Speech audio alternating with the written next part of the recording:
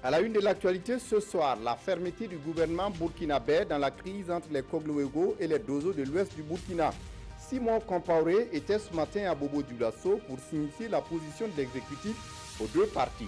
Il n'y aura pas de Kogluego à Makounyedougou ni ailleurs au Burkina dans l'ouest si les populations ne le souhaitent pas, dira en substance le ministre de la Sécurité qui a par ailleurs instruit les forces de sécurité de prendre toutes les dispositions pour que ces mesures soient appliquées.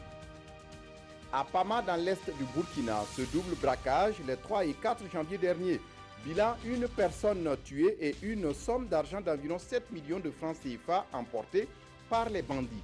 Des bandits toujours en cavale malgré les ratissages des forces de sécurité et les membres des groupes d'autodéfense Kogluego.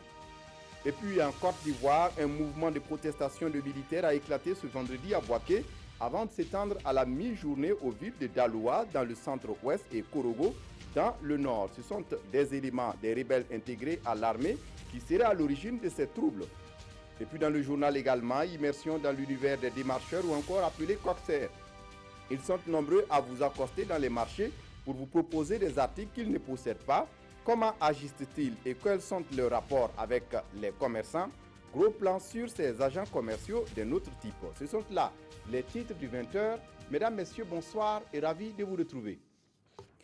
Mais avant de développer ces titres, le président du FASO a reçu ce 6 janvier en matinée le secrétaire exécutif de l'Organisation du traité d'interdiction des essais nucléaires. Lassina Zerbo est allé remercier le président du FASO du soutien du Burkina lors de sa réélection à la tête de l'organisation. À la suite de Lassina Zerbo, le président Kaboré a également reçu le nouveau bureau de la Chambre de commerce et d'industrie du Burkina. Le point avec Jean Zongo et Oumou Sissé.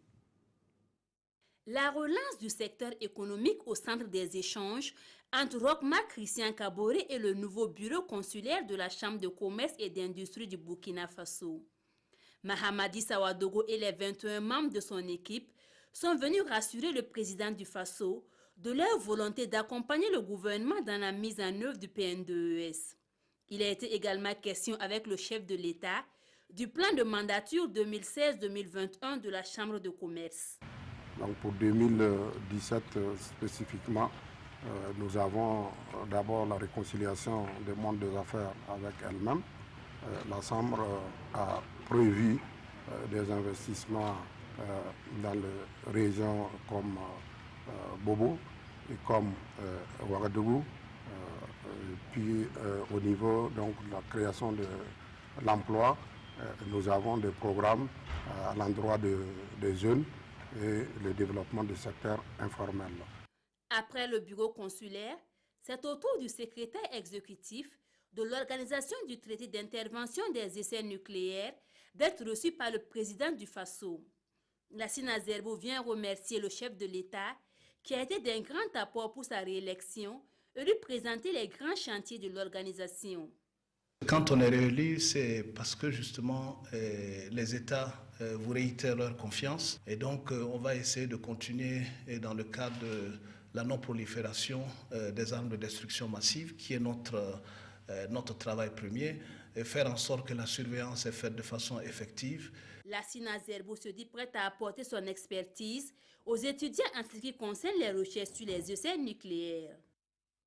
Le président du FASO qui se rend demain à Accra, au Ghana. Il participera à l'investiture du président John Akufo-Addo. Le président Kaboré mettra à profit son séjour pour rencontrer la communauté burkinabé vivant au Ghana et réaffirmer au président élu John Akufo-Addo sa disponibilité est constante à œuvrer pour le renforcement des relations d'amitié et de coopération entre les deux parties liées par l'histoire et la géographie. Je vous le disais en titre, dans la crise entre Kogluego et Dozo dans l'ouest du Burkina, Simon Compaoré était ce matin à Bobo Dioulasso. La mission du ministre en charge de la sécurité, désamorcer la bombe entre Kogluego et Dozo de l'ouest et rassurer les populations de cette partie du Burkina. Après avoir rencontré les autorités administratives et politiques, les Dozo et le chef des Bobo Mandare, le ministre de la Sécurité rassure qu'il n'y aura pas de Kogluego à Makounyedougou ni ailleurs dans l'ouest du Burkina si les populations ne le souhaitent pas. Il s'est ensuite rendu à Makounyedougou, localité à l'origine de la crise pour rencontrer les Kogloego. S'est-il fait comprendre? La réponse avec Karim Ilboudo et Ali Traoré. C'est son troisième passage dans les Hauts-Bassins par rapport à la question des initiatives locales de sécurité appelées Kogloego. Et pour cette fois-ci, la décision du ministre en charge de la sécurité est plus que claire. Plus de Kogloego à l'ouest du Burkina. Et comme la création des Kogloego ici a créé beaucoup de problèmes et menace de casser l'unité du village, de la région, nous avons dit qu'on est obligé de stopper cette mise en place des Kogloego qui n'a pas suivi un chemin consensuel. Pour calmer l'ardeur et le mécontentement des chefs coutumiers des Dozo, Simon Compaoré a d'abord échangé avec le chef de canton de Bobo avant d'échanger avec les forces de défense et de sécurité et enfin avec les Dozo. Les différents acteurs ont pu exprimer leurs préoccupations à l'endroit du ministre. Ils ont actuellement des fusils de chasse. S'ils ont plus de moyens, ils vont se payer des calaches. Le jour où les forces de défense et de sécurité vont aller faire face à ces gens, pensant qu'ils ont des fusils, on va se rendre compte qu'ils ont des armes de guerre. Et je pense que ça ne sera pas bien. Je pense que ce problème-là, il faut vraiment qu'on prenne ça au sérieux. Parce que nos hommes ne peuvent pas être au front face à l'adversaire qui vient de l'extérieur. Et derrière eux, il y a des problèmes. Il faut qu'ils soient à l'intérieur, on soit serein pour pouvoir faire face à l'extérieur. Nous avons constaté à chaque moment que nous venons juste vous écouter. Vous ne nous écoutez pas. Nous, on vient vous écouter. Vous nous dites ce que vous voulez nous dire et ensuite vous nous donnez 1-2 minutes et la séance est élevée. J'assure, Monsieur le ministre, Monsieur le procureur, la responsable de sécurité, si cette histoire continue comme ça, nous ne pourrons pas régler ce problème. Donc ce n'est pas vrai qu'on n'a pas d'égard à l'endroit des Dozo. Moi-même j'ai dit, moi je suis né, je ne suis pas vieux, 65 ans c'est pas vieux. Je suis né trouver les Dozo. Donc le minimum de ce que je dois faire, c'est respecter ceux-là que tu es né trouver. La dernière étape de sa médiation fut ici à Makoniédougou où le problème a débuté. Ici également, le message est le même, plus de Kogloego à l'ouest. Une décision qui ne rencontre pas l'assentiment des concernés.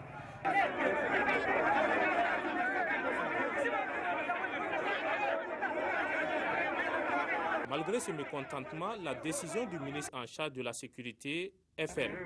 L'État, c'est sa capacité aussi à faire respecter les lois et les règlements du pays. Sinon, il n'est plus État. Il a par ailleurs invité les autorités régionales à faire rétablir la loi et à veiller à la sécurité des populations de cette localité. Dans l'actualité également, ce double braquage dans la région de l'Est, une personne a été tuée, 3 blessés et une somme d'argent de plus de 7 millions de francs CFA emportés par les bandits. Nous sommes à Paman, dans la province de la Kompienga, une zone frontalière avec le Bénin et le Togo. Des opérations de ratissage menées conjointement par les forces de défense et de sécurité et les membres des groupes d'autodéfense Kogloego de l'Est et du Centre-Est ont permis d'abattre un des délinquants. Mais le reste est toujours en cavale. Désiré Ilboudo, Mamadi Ouedrago, sur place à Fadan Gourma. 4 usagers de la route nationale numéro 18 ont été victimes de 2 braquages perpétrés par des bandits lourdement armés ces 3 et 4 janvier 2017 dans la forêt classée de Pama à l'est du Burkina. Une situation qui a conduit les forces de défense et de sécurité à organiser en collaboration avec les membres des groupes d'autodéfense Kogloego une opération de ratissage en vue d'appréhender ces présumés bandits de grand chemin. Il y a eu 4 blessés au total, 3 évacués au CSPS de Natabouani, dont malheureusement un a succombé à ses blessures. Et le 4e, qui est le chauffeur du car tertiaire, a été évacué au CEMA de Pama. On les a arrachés des sommes d'argent et d'autres matériels, 7 millions et des portables. Un qui est arrivé décédé. Bon, les 2 autres Ils ont été blessés, ça va. Le premier, c'était sur les 2 jambes, plus précisément au niveau des tibias. La deuxième, là, ça a été sur la cuisse. La balle a perforé la chair et puis elle est sortie de l'autre côté. Je les ai évacués à Fada. Lors de cette opération, un des bandits a succombé à ses blessures et une trentaine de leurs balles ont été saisies par les forces de sécurité. L'on note également des dégâts matériels dans le camp adverse. Hier à Wango, je les ai vus, même leur face à face avec les forces de sécurité. Après, on s'est croisés dans la brousse. C'est là qu'ils ont blessé nos 3 camarades et une femme. Et puis, ils ont brûlé 7 de nos motos et emporté une. Cette dame du village de Koulsomde dans le Koulpulgo a aussi reçu une balle perdue lors des échanges de tirs. On revenait du champ et on a croisé les bandits et les forces de l'ordre qui s'affrontaient. Ils se tiraient. Je me suis caché dans un champ de coton et c'est là que la balle m'a eu. À l'heure où nous quittions les lieux, la chasse à l'homme se poursuivait sur cette colline de Tambibongo, frontalière avec le Togo. 5 des malfrats sont toujours en cavale selon les forces de sécurité. Joints au téléphone en cette matinée du 6 janvier 2017, les points focaux des Koglouégo et les responsables de sécurité de l'Est ont tous démenti les rumeurs qui faisaient état d'arrestation de 4 de ces braqueurs dans la nuit du 5 janvier 2017. Et puis les accidents de fin d'année 2016 ont baissé de moitié comparativement à 2015. C'est un bilan fait cet après-midi par la police nationale. La police nationale qui parle également de son dispositif mis en place pour la sécurisation des lieux publics et des personnes. Vincent Tiendrebego. La police nationale engagée pour la sécurisation des biens et des personnes durant les fêtes de fin d'année. Des stratégies mises en place en matière de prévention routière, nous confie le commissaire central de police de Ouagadougou, ont permis de réduire le nombre des accidents de la circulation de 50% par rapport à l'année dernière. Nos missions ont consisté en l'occupation de 112 carrefours dans la ville de Ouaga et dans ses périphéries. En vue donc de réguler la circulation, toutes ces actions ont permis de réduire sensiblement le nombre d'accidents de la circulation routière.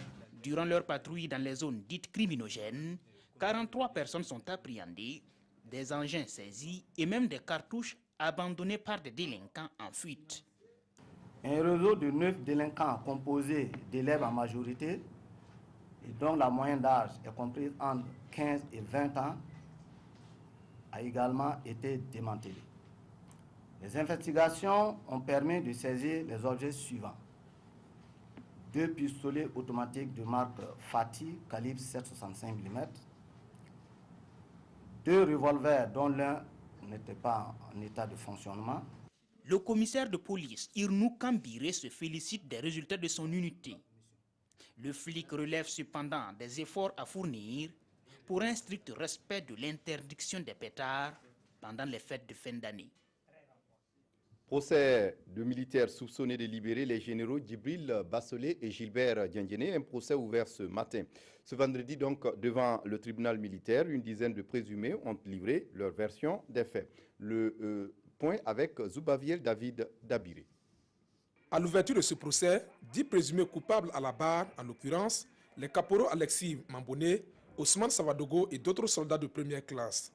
Il leur est reproché d'avoir pris part à un projet d'attaque de la MACA, la maison d'arrêt et de correction des armées. Leurs intentions, selon le commissaire du gouvernement, libérer leurs frères d'armes de l'ex-RSP et les généraux Gilbert Diendieré et Djibril Bassolé. Des accusations réfutées en bloc ou partiellement par les inculpés. Pour les avocats de la défense qui avaient émis des réserves sur la compétence de cette cour, c'est une parodie de justice qui se dessine. Pourquoi le tribunal va forcer pour retenir sa compétence si ce n'est pas pour faire une bagarre contre le RSP? Vous n'êtes pas compétent, c'est clair. Et eux-mêmes, ils l'ont reconnu implicitement. Parce que pour eux, si c'est l'association de malfaiteurs, effectivement, ils ne sont pas compétents. Mais comme ils ne sont pas liés par la qualification du parquet, eux, ils vont regarder les faits. Alors que je vous ai dit qu'à cette étape, ils ne peuvent plus requalifier. Ils sont obligés de s'en tenir à la qualification d'association de malfaiteurs. Mais tout de même, ils retiennent leurs compétences. Une conviction qui, selon Maître Christophe Birba, se justifie par l'imposition dans le dossier de l'instruction de preuves d'origine douteuse. Non, nous, l'élément le plus important qui a été discuté aujourd'hui, c'est l'admissibilité même de la pièce qui constitue l'enregistrement sonore et qui pour nous a été frauduleusement obtenu parce que comme on l'a dit, c'est des stratagèmes que le ministère public a utilisés pour avoir ces enregistrements. Donc à partir de cet instant-là, la légalité de cette pièce étant remise en cause, la pièce doit quitter le dossier. Du reste, les avocats de la défense se réservent le droit de porter cette affaire en cassation ou devant des tribunaux sous-régionaux si le tribunal militaire déroge aux règles de droit. Le procès se poursuit ce samedi avec l'audition de plus de 40 autres inculpés. Autre actualité dans ce journal, les vœux du corps diplomatique et consulaire au président du Faso. Ils ont souhaité la paix et la sécurité pour 2017 au Burkina Faso, tout en réaffirmant leur engagement aux côtés du Burkina dans la lutte contre le terrorisme. Draman Guéné, Jean Zongo. Des vœux de nouvel an aux allures d'engagement contre le terrorisme. Des corps diplomatiques et consulaires, des représentants d'organisations internationales et interafricaines, bref, toute la communauté internationale accréditée au Burkina formule ici ses vœux au président du Faso et au peuple burkinabé. Et à l'unisson, des membres de la communauté internationale condamnent les attaques terroristes subies par le Burkina durant 2016, qu'elles soient pour eux la DER des DER. Je voudrais présenter au nom de l'ensemble du corps diplomatique, à vous, aux membres de votre famille, et à travers vous, Monsieur le Président, à tout le peuple burkinabé, nos meilleurs vœux de santé, de paix, de progrès et de prospérité pour l'année nouvelle, tout en exprimant notre compassion et notre solidarité au gouvernement et au peuple burkinabé. Nous tenons à les rassurer du plein soutien de nos pays respectifs dans leurs efforts pour lutter contre la menace terroriste, un fléau qui sème aveuglément la désolation dans la sous-région et qui prend aujourd'hui des dimensions planétaires. Dans sa réponse aux vœux des membres de la communauté internationale, le président du Faso leur a réitéré les mêmes souhaits tout en insistant sur l'union sacrée de l'ensemble des États pour barrer la route aux forces du mal. L'amitié et le soutien des peuples frères et amis que vous représentez si dignement sont pour nous très précieux. Ils ont été une source de réconfort pour nous en 2016, une année qui fut particulièrement éprouvante pour notre pays. J'exprime ma solidarité à tous les peuples et pays épris de paix, sous la menace ou frappés par ces forces obscurantistes. C'est ensemble, en mutualisant nos efforts et nos moyens, que nous les vaincrons. C'est pourquoi je salue l'action du G5 Sahel, qui s'est inscrite dans cette dynamique et lance un appel solennel aux pays amis et à l'ensemble de la communauté internationale afin qu'ils apportent leur plein appui à cette organisation. Parlant du G5 Sahel, le président du Faso a été félicité pour son implication auprès de ses pairs dans la réussite de l'organisation antiterroriste. Félicitations aussi à Roch-Marc Christian Kaboré pour le succès de la table ronde de Paris sur le PNDS, le renforcement de la démocratie et le maintien de la stabilité sociale au Burkina. Le FESPACO à Abidjan en Côte d'Ivoire pour la 25e édition du Festival panafricain du cinéma et de la télévision de Ouagadougou. La Côte d'Ivoire est le pays invité d'honneur. Ce matin à Abidjan, le ministre en charge de la culture, Tahirou Barry, a présidé la première conférence internationale du FESPACO. Sur place à Abidjan, le reportage de Mounir Akere et de Salifou Belem. Le palais de la culture de Trècheville d'Abidjan est comble à cette conférence de presse internationale sur l'organisation du FESPACO 2017. Artistes, cinéastes, comédiens, réalisateurs, tous ont répondu à l'invitation. Un engouement considéré comme le signe du dynamisme du cinéma africain. Avec l'appui de l'ensemble des partenaires, nous ferons en sorte que le FESPACO soit et demeure un espace d'éclosion et de promotion des talents, mais également un forum de développement de l'industrie cinématographique et audiovisuelle. La Côte d'Ivoire est le pays invité d'honneur de cette 25e édition du FESPACO, un honneur pour les autorités ivoiriennes et pour les artistes comédiens.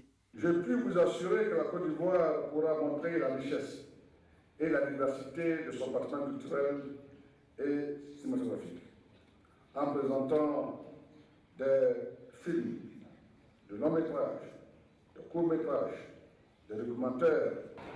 C'est un symbole très fort que nous apprécions à sa juste valeur et on ne le répétera jamais assez.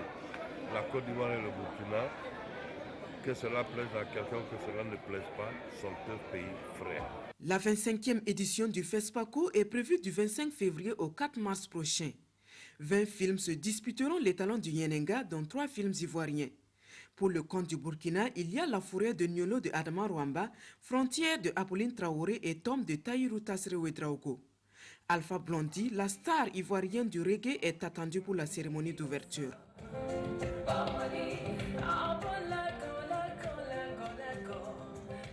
On reste en Côte d'Ivoire pour évoquer cette mutinerie. Après Bouaké, la grogne des ex-combattants a gagné Daloa dans le centre-ouest et Korogo dans le nord.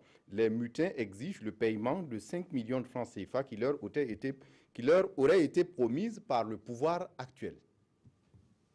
Ces images d'une ville de Bouaké paisible sont trompeuses. Depuis 3 heures du matin, heure locale, Bouaké est le théâtre d'une mutinerie des ex-combattants intégrés dans l'armée. Selon des témoignages, des tirs à l'arme lourde étaient entendus vendredi à proximité du plus grand camp militaire de la deuxième ville de Côte d'Ivoire où la préfecture de police et au moins 2 commissariats de police ont été attaqués. Les mutinés auraient pris position à divers carrefours stratégiques de la ville et circuleraient dans des véhicules de la police. Selon une source militaire qui a requis l'anonymat, ils réclameraient des primes de 5 millions de francs CFA et une maison chacun promise par le gouvernement. Retour à Ouagadougou, où le nouvel ambassadeur des États-Unis au Burkina est présenté officiellement au monde diplomatique et au public. Il s'appelle Andrew Young et était en poste à Bamako au Mali. Il remplace le très populaire Tulunabo Mouchengi. Moumouni Soubega. Le nouvel ambassadeur des États-Unis au Burkina se révèle au monde diplomatique et au public. Le diplomate américain se présente d'emblée comme un grand admirateur du peuple burkinabé. Pour ce faire, Andrew Young place sa mission sous le signe du renforcement des relations diplomatiques entre son pays et le Burkina Faso. Il compte orienter ses actions autour de 3 axes. Nous allons d'abord continuer à vous aider à enraciner votre démocratie pour laquelle vous avez sacrifié tant pour saisir cette démocratie. Deuxièmement, nous allons continuer à vous aider dans la lutte partagée que nous avons dans les domaines sécuritaires. Et nous allons continuer à soutenir le stratagème partagé pour le développement équitable. Andrew Young arrive au moment où le Burkina amorce de nouveaux chantiers de développement et son engagement sonne comme un espoir pour les autorités burkinabées. C'est un message fort qu'il a passé à tout le monde ici pour montrer que le partenariat est là, qu'il est présent, qu'il va se renforcer, qu'avec le MCC, bien sûr, c'est un nouveau combat qui est là, mais en dehors même de cela, il y a toute la coopération que nous avons avec les États-Unis qui va se renforcer et je ne peux que saluer cela. Le successeur de Tulunabo Mouchengi est le 19e ambassadeur des États-Unis au Burkina. Andrew Young est un diplomate de carrière. Avant de déposer ses valises à Ouagadougou, il était en poste à Bamako comme premier conseiller à l'ambassade des États-Unis. Andrew Young a également servi en France, en Nouvelle-Zélande et en Corée du Sud. En santé, l'épidémie de dengue aurait fait 2000 malades et 20 cas de décès en 3 mois. Un bilan dressé par le ministère de la Santé qui revient sur les mesures urgentes pour éradiquer l'épidémie. Tanga Robert Kafando. Le directeur de la lutte contre la maladie fait le bilan de l'épidémie de la dengue de la période du 17 octobre 2016 au 4 janvier 2017. Nous pouvons dire qu'à la date du 4 janvier, nous avons enregistré environ 2098 cas suspects de cas de dengue. Et ceux qui ont été traités par les tests de diagnostic rapide et qui ont été confirmés par les tests de diagnostic rapide sont au nombre de 1497. Et malheureusement, nous avons enregistré durant l'épidémie environ 20 cas de décès. Maladie virale causée par la piqûre des moustiques du nom d'Aedes, la dengue dans ses symptômes se confond souvent au paludisme. Cette maladie entraîne donc une symptomatologie qui est similaire au paludisme, avec une fièvre généralement élevée, des signes à type de maux de tête, des arthralgies, des douleurs articulaires, des douleurs musculaires, voilà, de douleurs rétro-arbitraires au niveau des yeux, qui s'apparentent vraiment au paludisme. Au-delà de la communication, du diagnostic et de la prise en charge des cas d'urgence, le plan de riposte de l'épidémie a également consisté à agir sur le vecteur, et ce par la participation communautaire. Effectivement, était doté donc en test de diagnostic rapide, et nous avons capacité le laboratoire national de référence de Bobo, qui aujourd'hui est capable donc de faire donc, le diagnostic aussi de la dengue. Étant donné que les malades sont hospitalisés dans les hôpitaux et que dans les hôpitaux il y a des moustiques, nous allons commencer à traiter la pulvérisation intradomiciliaire dans les hôpitaux, là où les malades sont hospitalisés, parce que nous savons que les malades côtoient effectivement les accompagnants. Et s'il y a des moustiques dans ces lieux, ces moustiques-là peuvent piquer les accompagnants qui vont retourner également dans leur lieu de domicile et qui vont contribuer donc à propager la maladie. Aucun cas de dengue n'a été signalé depuis le début de l'année, mais la vigilance reste de mise et il est conseillé d'éliminer les potentiels gîtes de moustiques dans son environnement. On en vient à présent au grand format de ce journal, immersion dans l'univers des démarcheurs ou encore appelés coxers. Ils sont nombreux à vous accoster dans les marchés du Burkina pour vous proposer des articles qu'ils ne possèdent pas. Comment agissent-ils et quels sont leurs rapports avec les commerçants? Gros plan sur ces agents commerciaux d'un autre type avec Ismaël Diloma Sirima. Nous sommes ici au temple des affaires de Ouagadougou, le grand marché Rodwoko. Il est 11h et Pascal Zeba s'active à la tâche. Aider une cliente à acquérir une marchandise. Cela fait 3 ans que le jeune homme exerce ce métier de démarcheur, communément appelé coxer. Moi, je connais beaucoup de Zangas ici. Si moi j'arrive au coin là, les propriétaires ne me parlent pas. C'est moi qui vends. Souvent, je peux les dire, bon, boss, il faut les vendre. Si moi je vends, souvent, je peux vendre, gagner 1000 francs. À Rodwoko, ils sont plusieurs dizaines à s'adonner à cette activité. Selon les commerçants, leur présence est bénéfique pour les affaires. Ça se passe bien. Parce que si on vient, on ne va pas chercher beaucoup. Si on amène le client, si le client achète, après il revient, on donne ce qu'on peut lui donner aussi. Si c'est un démarcheur qui travaille honnêtement, ça nous arrange. Parce que tu es là, quelqu'un qui veut la marchandise que tu en as, mais il ne connaît pas là où ça se trouve. Si c'est un étranger comme ça, lui peut l'amener directement vers chez toi. Accoster, demander, convaincre, telle est la devise des coxers. Pour ce faire, ils usent des manières qui ne sont pas toujours bien appréciées. Trop de dérangements avec les démarcheurs. Quand tu viens, ils te bousculent partout, viens chez moi, voilà, j'ai ça. Et puis quand tu arrives, c'est même pas chez eux que tu viens pour payer les trucs. On vous tire, on vous tire ici, on vous tire de l'autre côté, donc c'est pas facile. Donc souvent aussi, ça donne envie même de ne pas venir au marché, quoi. Entre commerçants et puis coxers, bon, le partage du bénéfice, le partage du gâteau, c'est pas du tout facile. Voilà. Donc ça crée souvent pas mal de tensions et la police nous aide quand même à gérer ce genre de situation. À un certain moment même, il y a des clients qui ne se retrouvent plus. Un client qui arrive au marché, je vais acheter peut-être un habit. À force de t'escorter, de te demander qu'est-ce que tu veux, souvent tu oublies ce que tu veux payer et tu achètes autre chose. Hein? Donc ça peut faire aussi perdre la clientèle. L'activité menée par les coxers n'est pas réglementaire selon le responsable de Rodwoko. Néanmoins, il avance qu'une sensibilisation de ces démarcheurs est prévue pour faciliter leur insertion dans le circuit formel. Et puis un mot de sport dans cette édition. L'EFO s'est imposé ce soir à l'ASFA Niénéga par 2-0. C'est un match comptant pour la 8e journée du championnat national de football de division 1. Les réalisations de l'EFO en images.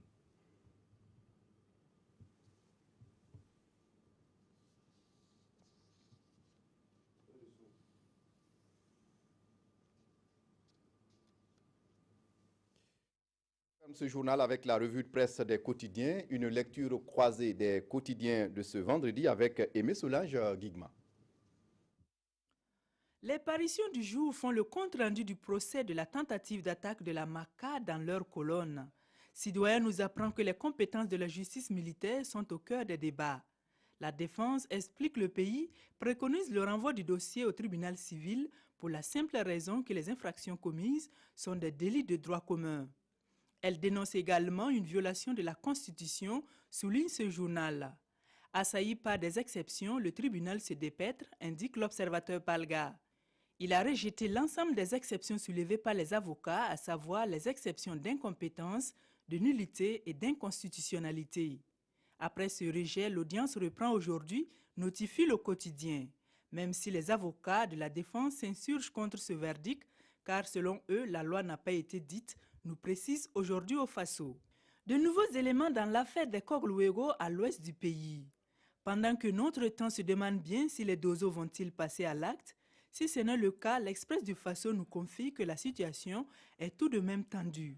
Car, écrit-il, ce sont des centaines de chasseurs traditionnels qui étaient au rendez-vous chez le chef de canton avec pour objectif d'aller porter la réplique aux Kogluego qui se sont installés à l'ouest malgré le refus des chefs coutumiers de la région.